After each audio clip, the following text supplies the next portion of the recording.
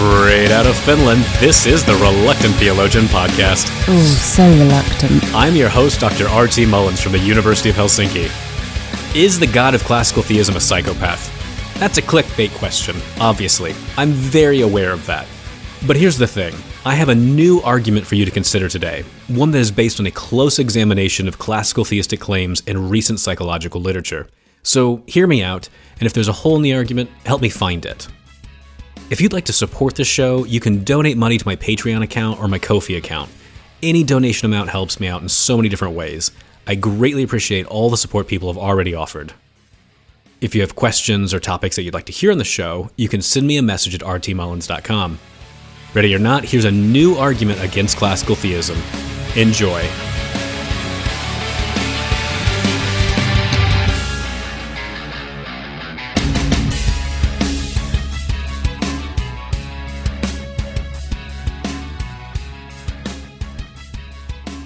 So recently I spoke at the World Parliament of Religions. Tom Ord asked myself and Bethany Solider to form a panel on the topic of divine compassion. There are several themes that Tom wanted us to explore. Here are some of the big questions that we were trying to ask. First, why should we think that God is compassionate? What value does divine compassion have to our personal lives in the face of a broken world?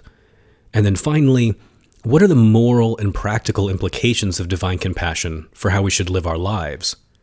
And if we're going to partner with a compassionate God, how should we treat the world that God has created? Those are some big questions. And so what I did for the World Parliament of Religions is I focused on that first question. Why should we think that God is compassionate? So what I want to do today is present a longer version of my talk at the World Parliament of Religions. I'm going to offer some philosophical and biblical reasons for thinking that God is compassionate. In some later episodes, I'll try to expand on these arguments and offer some additional ones. But I just want to get the ball rolling with a very provocative argument. Ultimately, my argument is that if God lacks empathy and compassion, then God is a psychopath. As such, God would be less than perfect. Thus, only a God with empathy and compassion can be perfect. Now, before getting to that argument, I want to address some criticism that this panel discussion received online. So here was the title of our panel discussion. Should Christians be compassionate when classical theism says that God is not? So Tom Ord proposed this panel title to me, and I just immediately said yes. I did not think this was going to be a controversial title for the panel discussion, because classical theism is very explicit that God is not literally compassionate. But lots of people online said that this panel title was, quote, worthy of derision. I guess I did not think that this was controversial for, well, at least two reasons. First, I was going to argue that the God of classical theism is quite literally a psychopath. I mean, if you want some controversy, that's controversy. And in light of that, I didn't think about the panel discussion's title being remotely controversial.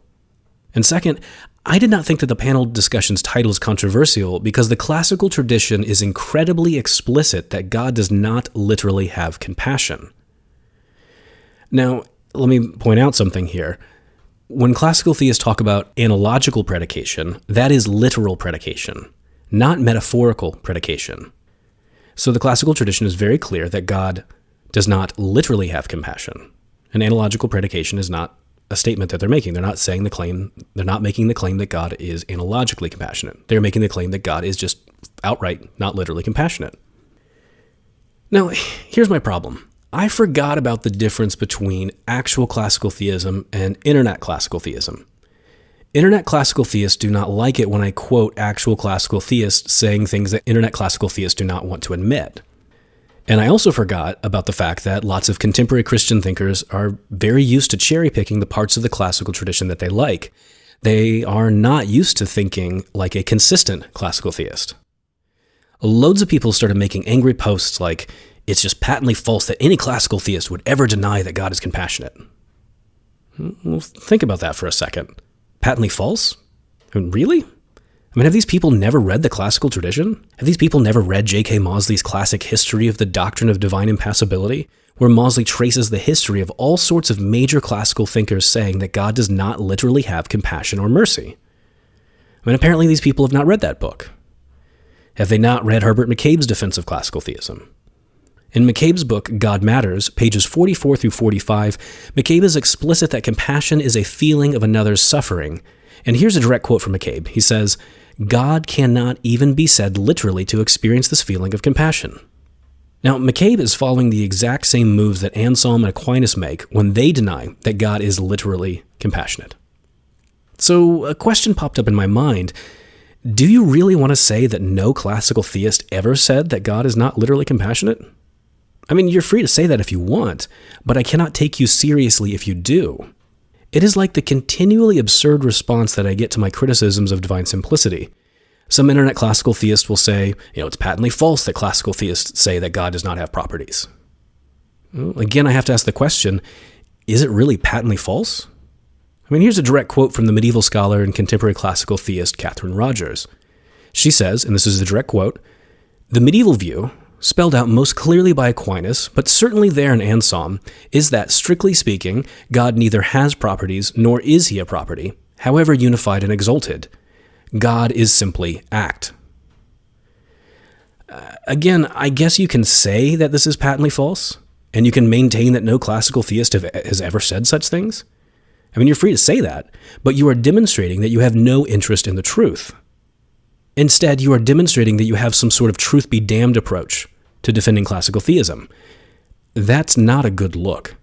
I just do not recommend it. Instead, I recommend being intellectually honest enough to affirm what classical theism actually says if you really want to affirm the classical doctrine of God. But let's get back to compassion. So following Anselm and Aquinas, Herbert McCabe says that God does not literally have compassion. Well, you might be thinking, what about the Psalms? I mean, the book of Psalms really likes to affirm that God has compassion. Well, don't worry, because McCabe can explain all of that away. According to McCabe, these statements in the Psalms about God being compassionate, they must be metaphorical, since God does not literally have compassion. All right then, straight from the mouth of a classical theist, God only metaphorically has compassion. Let me give you another example. Consider the classical theist Brian Davies. Look at his book, The Reality of God and the Problem of Evil. So chapter 6 is called How Not to Exonerate God. According to Davies, one example of false exoneration is to say that God is literally compassionate and suffers with creatures.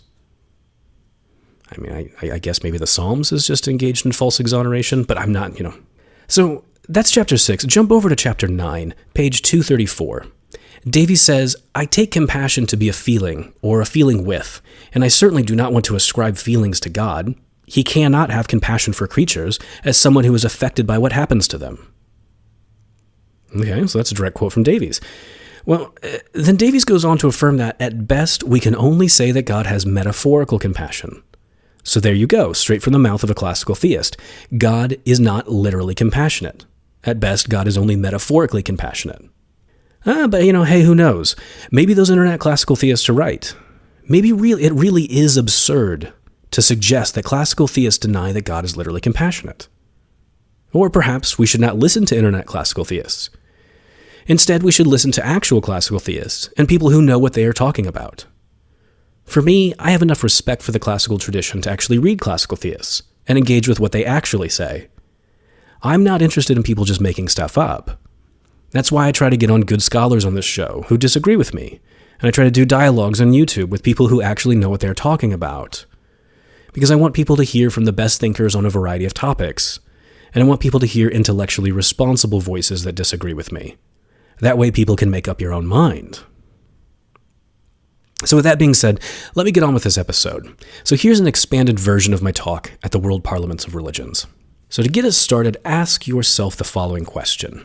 Have you ever wondered what the inner emotional life of God is like? Within Christian thought, there are conflicting answers to this question. The majority of Christian theologians throughout history have said that God cannot be moved, caused, or influenced by creatures to feel, act, think, or be in any particular way. God is not merely uninfluenced, but rather it is impossible to influence God in any way. And on this classical theistic conception of God, God does not literally have empathy, mercy, or compassion. Instead, God only feels pure, undisturbed happiness.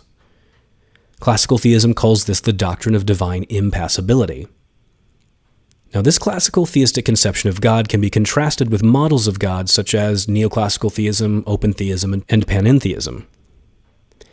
For today's episode, I'll primarily compare and contrast classical theism with just, the non-classical models or passibility, because it's a lot easier to say that than mention all the other models of God each time I'm talking. So in the 20th century, Christian theologians by and large came to reject the classical understanding of God in favor of divine passibility, which affirms that God can be moved or causally influenced by creatures to some extent. And God can literally have empathy, mercy, and compassion. So J.K. Mosley and Frederick von Hugel, they trace this movement back to a series of discussions within the United Kingdom from around the year 1870. Jennifer Hurt says that this passibilist movement is partially explained by the importance of sympathy.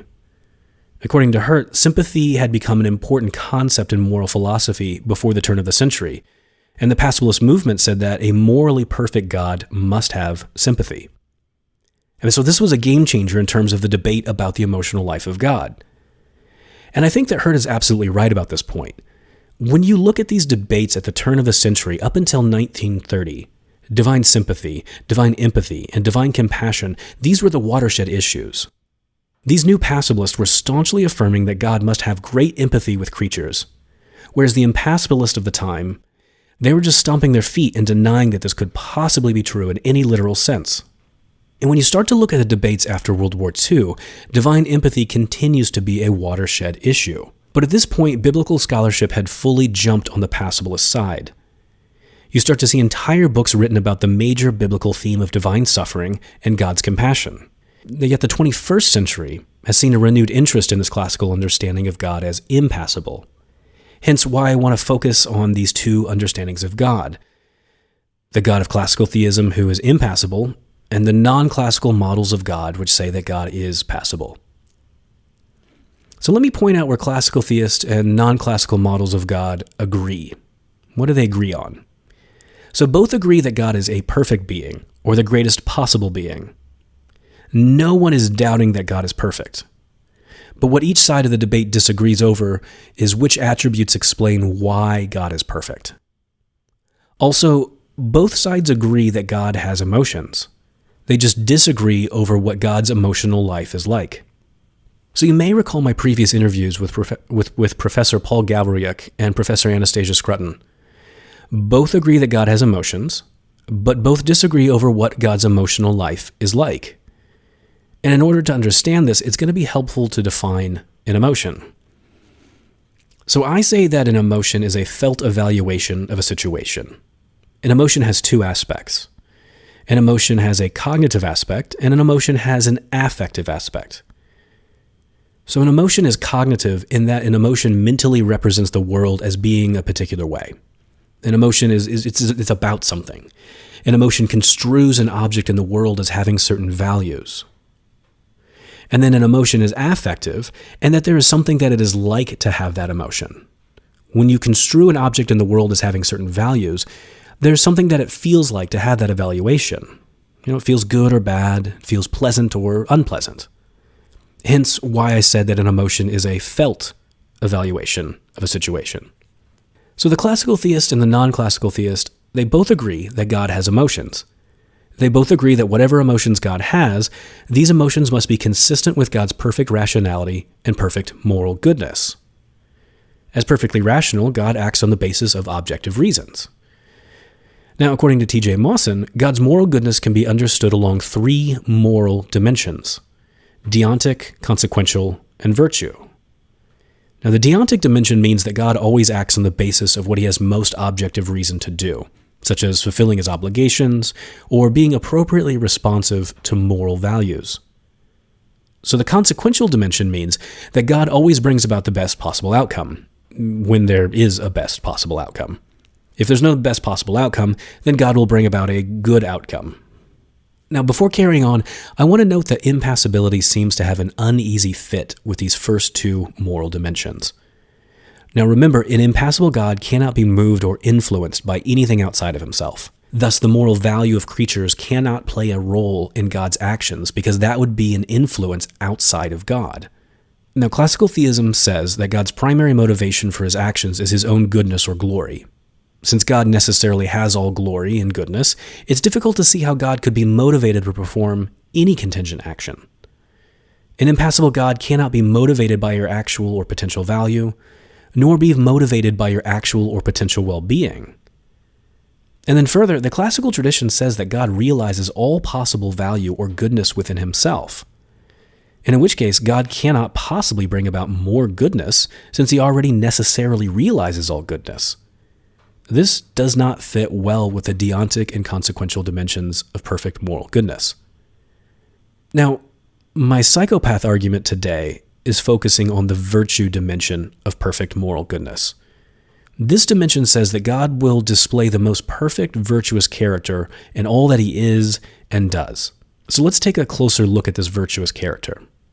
Just what is involved in having a perfectly virtuous character? Well, according to Laura Ekstrom, this is a direct quote from her, she says, "Good agents have certain emotional dispositions." Now, this is not a controversial claim. You see similar claims in early Christian preaching from people like Gregory of Nyssa when they preach about the good of compassion.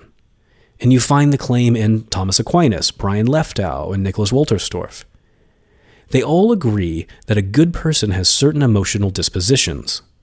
If God is perfectly good and virtuous, then God will have certain emotional dispositions. Now, a perfectly good being always does what he has most objective reason to do, and will exhibit the most virtuous character possible. Part of what it means to be perfectly rational is that God always acts for reasons. God is appropriately responsive to reasons for his own actions. And objective moral values, those are one kind of reason for action. Since God is omniscient, God will always know what the objective moral values are. So God's omniscience, perfect rationality, and perfect goodness, they're to be seen as mutually entailing. And this in turn entails that whatever emotions God has, they must be perfect.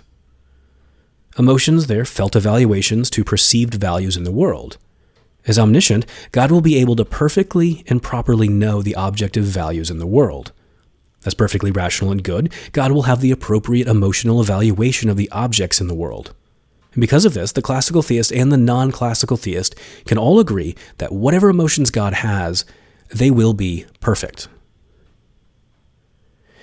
So everyone agrees that God will not have irrational or immoral emotional evaluations. But the classical theist and non-classical theist have a big disagreement over God's happiness. The classical theist says that God cannot have any emotion that conflicts with God's pure, undisturbable happiness. The non-classical theist disagrees. What she says is that the moral and rational emotional reaction to sin is often not pure happiness. Instead, God's going to have emotions like revulsion, wrath, sadness, and grief in the face of wickedness and suffering. I mean, you know, all those emotions you see describing God in the Bible.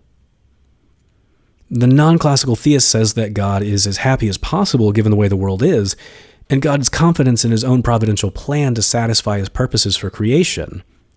But the kind of happiness that non-classical theism claims of God is not some pure, undisturbable bliss. Well, several questions they arise at this point. I mean, how do we get two radically different conceptions of God's emotional life? I mean, how does classical theism get to this impassible God who is in a state of pure bliss?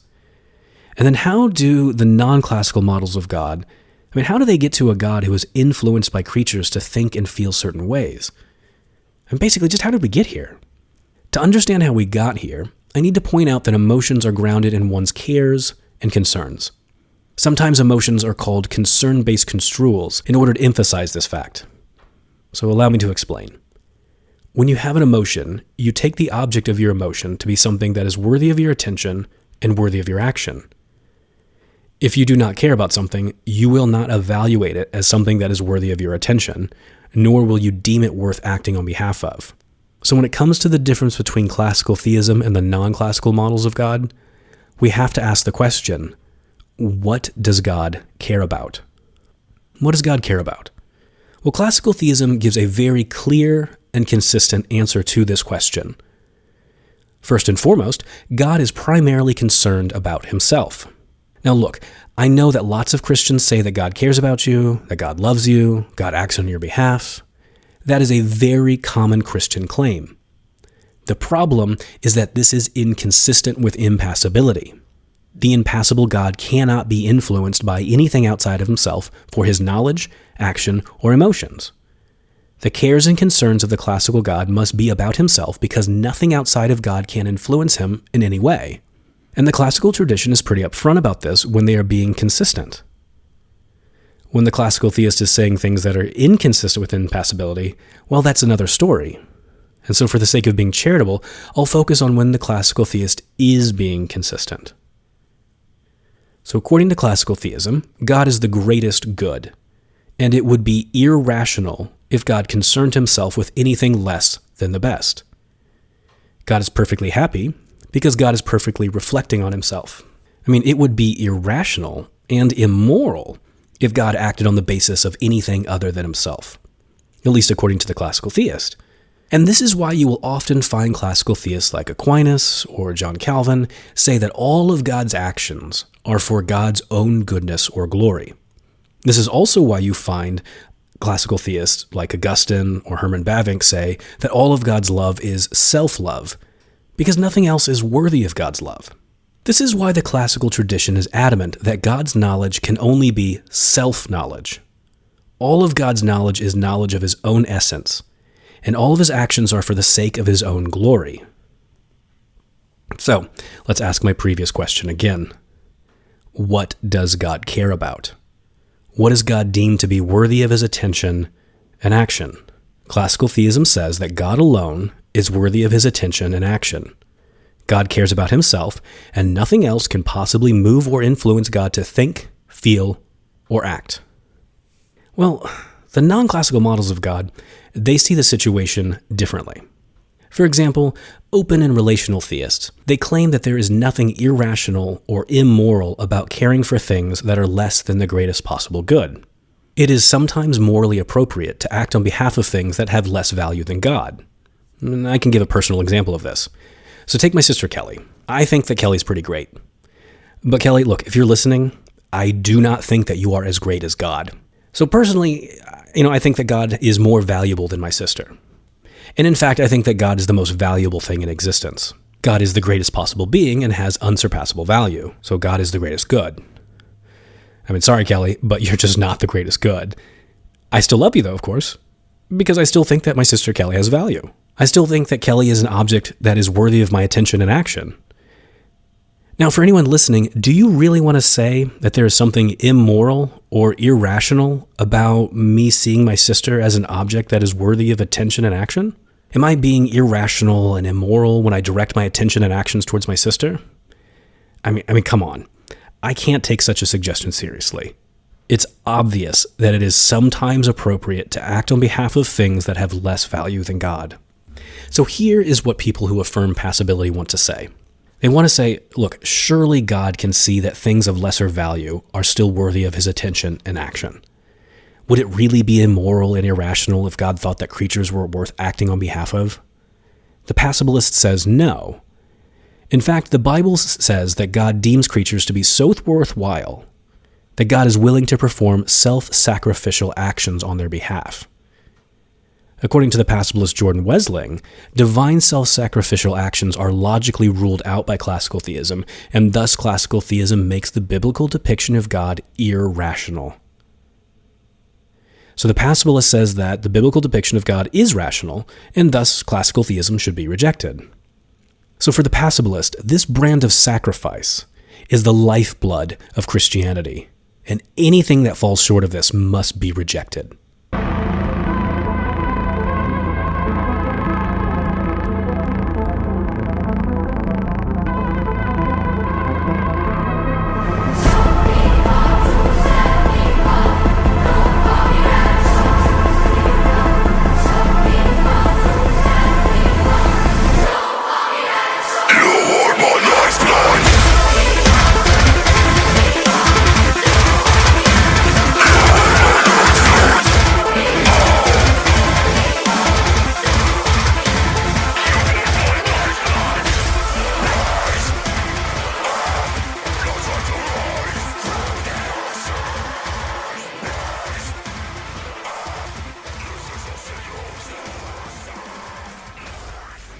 So at this point, we can start to see a big rift between the classical theist and the non-classical models of God. Each conception of God has a very different understanding of what God cares about. Knowing what God cares about helps us see the big question for today. Does God have compassion?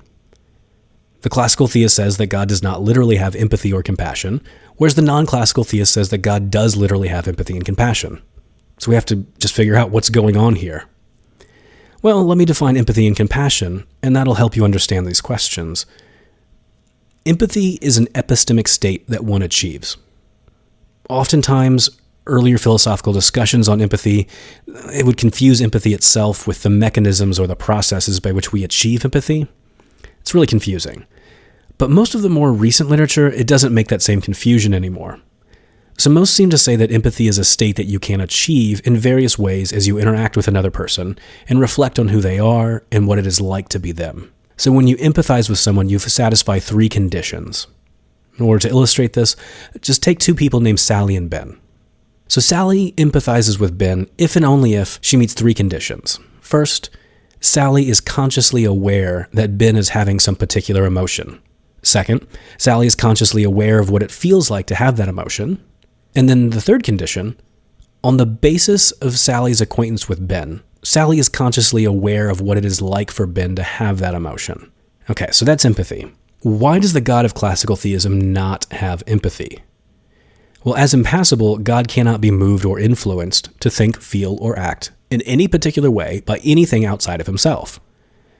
Condition 3 says that something about the other person grounds your empathy. Your empathy is grounded in an awareness of that person. Well, the impassible God cannot have his beliefs or emotions grounded in anything other than himself.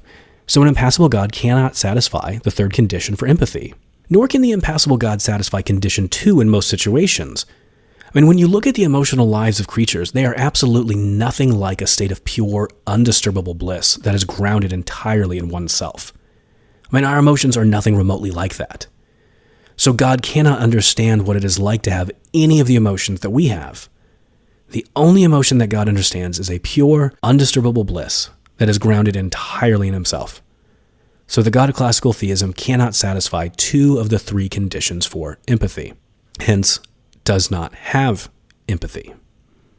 So the next question, why does the God of classical theism not have compassion? What is compassion? So empathy is merely an epistemic state that one achieves. I mean, it's one thing to empathize with someone, and it's another thing to respond to the knowledge gained from empathy. It's common to empathize with someone and completely disagree with how that person thinks and feels. I mean, we often say, I understand why you feel that way, but I see things differently. I mean, the same is true for God. A passible God can look at the wicked sadist and say, I understand why you feel that way, but I see things very differently. This is one reason why Linda Zagzebski says that perfect moral judgments require empathy. In order to be a perfect judge, one needs to have a full understanding of why someone thinks and feels as they do. And empathy is exactly that kind of knowledge. According to Anastasia Scrutton, compassion is one kind of response on the basis of empathy. Compassion is a beneficent action towards someone on the basis of having empathy with that person. And Anselm offers a similar definition of compassion. You first empathize with that person and come to understand what it is like for them to think and feel the way that you do. And on this basis, you are moved to perform an action for that person's well-being and flourishing. And when it comes to compassion, there is an explanation for your compassionate action that is grounded in empathy. It is your empathy and your response to that empathetic knowledge that explains why you acted in a compassionate and loving way. Okay, so here we go. Since empathy is based on compassion, the impassible God of classical theism cannot have compassion. The God of classical theism has no empathy and thus cannot be compassionate. And classical theists like Anselm and Brian Davies, they're very clear on this point. God does not literally have empathy and compassion. And the 17th century theologian Girolamo Zanchius, he's explicit that this is a good thing. It is a good thing that God does not have compassion or empathy. Because if God did, then God would not be impassible. Look, so in Zanchius' mind, he says impassibility is a great-making property. And so it's going to be better for God to be impassible than for God to be literally compassionate. So let me pause for a moment to reflect where we are in the conversation. So thus far, I've explained why the God of classical theism does not literally have empathy and compassion, because this is because it is impossible for God to be moved or influenced by anything outside of himself. And God's only cares and concerns can be about himself and his own glory. Also, again, it's worth pointing out that analogical predication is literal predication. Analogical predication is not metaphorical predication. So if some internet classical theist starts saying God is analogically compassionate, well, that's just confused. When Anselm and Aquinas say that God is only metaphorically compassionate, they are not speaking in analogical terms. So this brings me to the next question I want to address. Is the classical conception of God really satisfying? Is that really what a perfect being looks like? Is this the emotional profile of a perfectly virtuous being? Now, look, obviously the classical theist is going to say, yes, of course, this is the profile of a virtuous being. And then, of course, the neoclassical theist, the open theist, and some panentheists, they're going to say no. They think that a God who lacks empathy and compassion is less than perfect. But of course, the classical theist can ask some really important questions at this point. Why should we think that God has empathy and compassion? What would be so great about a God with empathy and compassion? I mean, those are legitimate questions from the classical theist. So I want to look at some reasons for thinking that God does have empathy and compassion. Here are 3 reasons. So one reason comes from Linda Zagzebski. She says that empathy gives God more knowledge, and thus better satisfies the claim that God is omniscient. The classical theist Herbert McCabe says that it is unnecessary for God to have empathy in order to be omniscient. He just asserts that God already knows everything there is to know, and so thus there's no need for empathy. But Zagzebski disagrees. She points out that there's a great deal more to know, and an impassible God cannot know a huge swath of facts about the world. The knowledge gained through empathy is a kind of experiential knowledge that is not reducible to mere propositional knowledge. If God is really going to be omniscient, then God needs to have a perfect empathetic grasp of all creaturely conscious states. Without empathy, God cannot have that kind of knowledge. So the first argument says this: an empathetic God has more knowledge than an impassible God. Thus, an empathetic God is greater in knowledge than any impassible being. So here's the second reason. So the second reason comes from Laura Ekstrom, who says that God's perfect moral goodness and rationality entail that God has certain emotional dispositions. I mentioned this claim earlier, and I pointed out that people like Brian Leftow and Aquinas, they agree with this claim. Perfect goodness and rationality entail a certain emotional profile. So for example, the classical theist Thomas Aquinas says that a virtuous person must be disturbed by witnessing something evil. Of course, Nicholas Wolterstorff points out an inconsistency here in Aquinas' thinking. Aquinas does not carry this reasoning about virtuous people over to the impassible God. This might make you think that Aquinas' God is not virtuous. Now, as Leftow points out, Aquinas does think that God is perfect in virtue. So we have to ask what's going on here. I mean, it seems like the infallible Aquinas made a lapse in reasoning here. But let's just agree with Aquinas that a perfectly good and rational being is virtuous and has a particular emotional profile. What is that emotional profile?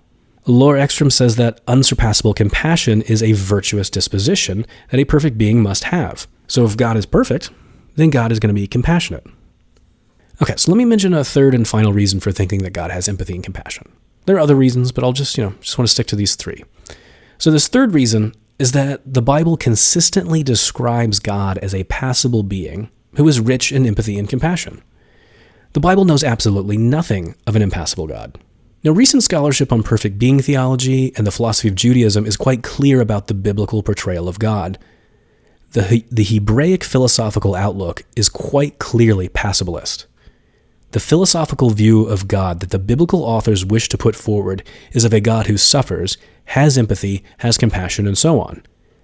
The biblical authors really do want you to believe that God is rich in empathy, compassion, and mercy. So those are the 3 reasons for thinking that God has empathy and compassion. Now, how do classical theists respond to these arguments? Well, classical theists find these arguments less than convincing.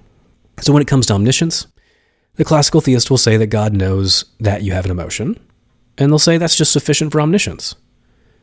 The classical theist can maintain that God does not need to know what it is like for you to have an emotion. All that matters is that God knows that the proposition, Sally is sad because she has cancer. All that matters is that God knows that that proposition is true. God doesn't need to know what it is like for Sally to feel sad about her cancer. And this is the move you see from Herbert McCabe and Brian Davies. The classical theist can also say that God does not need to have compassion in order to be perfectly good and virtuous. The classical theist maintains that God's reasons for acting, they need not be grounded in some emotional acquaintance with Sally. God always acts for his own goodness and glory, and in some mysterious way this somehow entails good things for Sally. It's not really clear how that works out to me, but whatever. I'll grant it to the classical theist for the moment. And then finally, when it comes to Scripture, well, the classical theist has an answer here as well. Classical theists like Anselm and John Calvin say that the impassible God intentionally reveals himself as empathetic and compassionate in order to draw us closer to himself. Even though God has no empathy or compassion, God intentionally reveals himself as being rich in empathy and compassion in order to have a relationship with us. So when Lamentations 3:22 says that God's compassion never fails, what this really means is that God never has compassion. God just tells you that he has compassion so that you will draw closer to him. This is sometimes called the doctrine of divine accommodative language.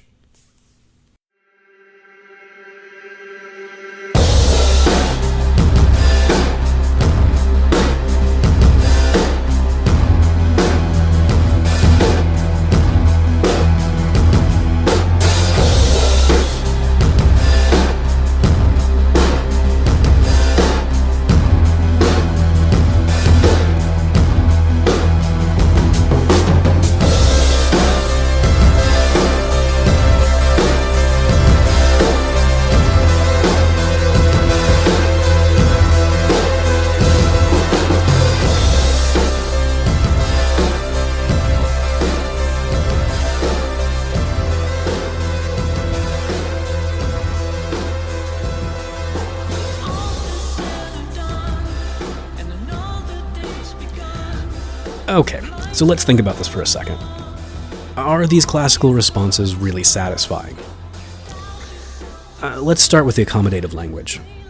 Someone like John Peckham will point out that accommodative language is not meant to be deceptive.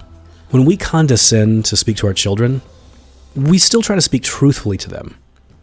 A good parent does not consistently describe herself as the exact opposite of what she is like in order to draw her child closer to her. She may speak in metaphors that do not perfectly map onto reality. Parents do that all the time. A good parent may even speak hyperbolically at times. But if she is a good person, she will not consistently tell her child that she is compassionate when she quite literally has no compassion. So what the passibilist can say is that the classical approach to Scripture is not really accommodation, but is instead deception. There's something deceptive about an impassible God consistently revealing himself as empathetic and compassionate in order to draw us closer when God knows perfectly well that it is impossible for him to be empathetic and compassionate. And this brings me back to the classical claim about omniscience. The impassible God cannot satisfy two of the three conditions for empathy. God cannot satisfy the affective aspects of empathy, but can only partially satisfy the cognitive aspect of empathy. An impassible God cannot know what it is like for Sally to be sad about her cancer, but God can know that it is true that Sally is sad about her cancer. How should the passibilist respond to this point? Well, the passibilist can ask the classical theist how the impassible God knows this. How do you know that? It's not like God just gets the knowledge for free. Theists of all stripes, they need to describe God's cognitive powers in a way that actually explains how God knows things. Otherwise, we're just using pure magic to defend our views, and that's not good. Well, but look, the classical tradition has made an attempt at this, and contemporary theologians, they need to do the same. They need to look and see what the classical tradition has done. So to be clear, the classical theist does have an answer to this question about how the impassible God knows that Sally is sad about her cancer. So recall that the impassible God's knowledge of Sally's emotional state cannot be grounded in Sally, because if we said that, then God would be influenced and moved by things outside of himself, and impassibility says that's not possible. So the classical theist affirms that all of God's knowledge is self-knowledge of his own nature and action. In order to avoid God's knowledge about Sally being based on Sally, the classical tradition has affirmed the doctrine of universal divine causality. According to the classical theist Catherine Rogers, this doctrine says that, here's a direct quote, God is the immediate cause of the existence of anything with ontological status at the time it exists. Okay, so that's the doctrine of universal divine causality. What this means is that God knows what emotion Sally is having about her cancer because God knows that he is directly and immediately causing Sally to have that emotion, and God knows that he is directly and immediately causing Sally to have cancer. That's the classical answer. Now, at this point, it's worth pausing to consider what the impassible view of God looks like. The God of classical theism is grandiose in that he only cares about himself. The God of classical theism does not have any empathy or compassion, but reveals himself as having empathy and compassion in order to draw people into a relationship with him. And the God of classical theism directly and immediately causes humans to have certain emotions without sharing in those emotions through empathy. What kind of person is this God? In contemporary psychological literature, there are certain people that consistently fail to satisfy two of the three conditions of empathy, and yet know that others have certain emotions because they are causing those people to have certain emotions. In the psychological literature, these people are described as portraying themselves as being rich in empathy in order to draw others into a relationship, all despite the fact that they lack empathy. In the psychological literature, these people are called psychopaths. Psychopaths are individuals who lack empathy. They're grandiose, they're manipulative, and they're deceptive. This brings me to the conclusion of my analysis. The God of classical theism is a psychopath. The impassible God lacks empathy and compassion, directly causes others to suffer emotionally, and reveals himself in deceptive ways in order to draw humans closer to himself. That's a psychopath, plain and simple. And I take it as obvious that a psychopathic being is less than perfectly good and rational. Thus, I take it as obvious that a psychopath cannot be the greatest possible being. And so for this reason, we should reject the God of classical theism and instead affirm a God who actually has empathy and compassion like the Bible describes. But before closing, let me point out two ways for the classical theist to try to defend her model of God. The first way to try to defend classical theism here is with the incarnation. A classical theist who is also a Christian will say that God can have compassion if God is incarnate. The human nature of Jesus is compassionate. So the classical theist might say, God the Son is compassionate in virtue of having a human nature that is compassionate. Well, the incarnation is a complicated matter. I have a paper called Classical Theism, Christology, and the Two Sons' Worry that addresses this whole matter. I argue that a Neo-Chalcedonian Christology plus impassibility entails Nestorianism. Basically, impassibility and the other classical attributes, they just rule out the very possibility of an incarnation. So I don't think the incarnation is going to help out impassibility on this point. You can find this paper on my website. I've also done some YouTube videos on this, so you can check out my videos if you want to see some of the details for that argument. So let me end by examining the second kind of way that a classical theist can respond to my argument. To be sure, the proponent of impassibility will wish to distance herself from the claim that God is a psychopath. This is because of the moral connotations that we often associate with the emotional profile and behavior of human psychopaths. They just do not fit the emotional profile of a perfectly virtuous person. So here's what the classical theist can do. She can point out that there are some differences between the impassible God and human psychopaths. So for example, she might point out that human psychopaths, they can have some degree of success in satisfying the conditions for empathy. Now, human psychopaths, they do disproportionately struggle to satisfy these conditions of empathy relative to the general human population, but human psychopaths, they are at least able to satisfy the conditions for empathy every now and then, whereas it is impossible for the impassible God to have empathy. So what the classical theist can do is say there is an important difference between human psychopaths and the impassible God, because a human psychopath can at least sometimes have empathy. The emotional profile of human psychopaths is not exactly the same as the impassible God's emotional profile, precisely because it is impossible for God to have empathy. And I think that's right. So I'll go one step further to help out the classical theist here. She can also say that human psychopaths do not have the ability to directly and immediately cause all of the suffering that we see in the world. That is a big difference between human psychopaths and the God of classical theism. Given universal divine causality, God is directly and immediately causally responsible for anything with ontological status. Mental states like agony and physical states like pain, they have ontological status. So God is directly and immediately causally responsible for all of the pain and agony in the world. I mean, no human psychopath is capable of that. And in fact, my guess is that many human psychopaths would be horrified by such things. So the classical theist is right to say that there is a big difference between God and human psychopaths. Well, it's at this point that I reply that this is not a very satisfying rejoinder. All this really tells me is that the impassible God is consistently better at being a psychopath than humans are. That's not a really great result for a model of God. Also, it will do no good for the classical theist to stomp her feet and insist that God is perfectly good and loving. This is because part of the solid philosophical analysis of what it means to be perfectly good and loving excludes the exact emotional profile and psychopathic behavior that classical theism says God has. Sure, the classical theist will try to get out of this by saying that evil is a privation of the good, and God is only directly and immediately causing good things. I'll do a follow-up episode at some point on why I find the privation account of evil to be less than satisfying. For now, I'll just say that the privation account of evil does not really change the situation. Given universal divine causality, God is still directly and immediately causing Sally's cancer, and God is directly causing Sally to feel sad about it. I mean, no amount of privation gloss will change that fact. I mean, at best, the privation gloss just forces me to talk in a really weird way, where I have to say things like, God is directly causing Sally to be less good than she could be. I mean, try telling that to Sally when she asks why God is causing her to have cancer. Well, yes, my dear Aunt Sally, you see, God is not directly causing you to have cancer. He is merely directly causing you to have a particular level of goodness that is less than the best, and we conventionally call that cancer. Man, I can already foresee the unsurpassable amount of comfort that Sally will feel upon hearing this. She will be telling all of her friends to sign up for a class in Augustinian grief counseling. I'm sure of it. Let me get back to the point. As I see it, it is better to affirm that God has maximal empathy and compassion than to say that God is maximally psychopathic. We all have to ask ourselves difficult questions about the entailments of our conceptions of God.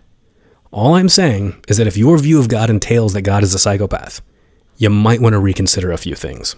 And there you have it, another episode of the Reluctant Theologian Podcast. Stay tuned for more episodes on classical theism, creation out of nothing, and so much more.